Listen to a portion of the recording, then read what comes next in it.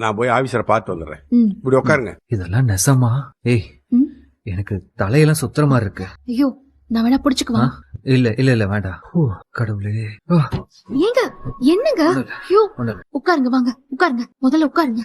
ஏங்க என்னாச்சு இப்போ? எதுக்கு இவ்ளோ வேர்க்குது உங்களுக்கு? ஐயோ, டென்ஷன் ஆகாதீங்க. அதான் அப்பா உள்ள போயிருக்காருல, எதுவா இருந்தாலும் அவர் பாத்துப்பாரு. இதெல்லாம் ஏதோ கனவு மாதிரியே இருக்கு மீனா.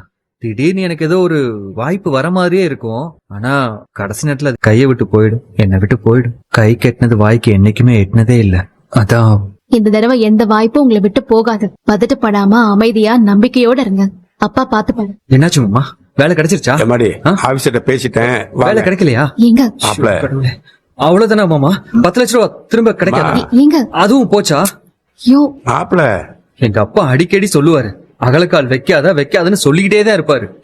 நேரம் என்ன? ஏங்க இருங்க, அவர் ஏதோ சொல்ல வராரு, பேசவே விட மாட்டீங்க. நீங்க சொல்லுங்கப்பா. மாப்ள, உள்ள வாங்க மாப்ள. எதுக்கு மாமா? அட உள்ள வாங்க மாப்ள. மடி அழைச்சிட்டு வாமா. உள்ள கூப்பிட்டு வச்சு வேலை இல்லைன்னு சொல்லுவாங்களா? மடி என்னமா இது?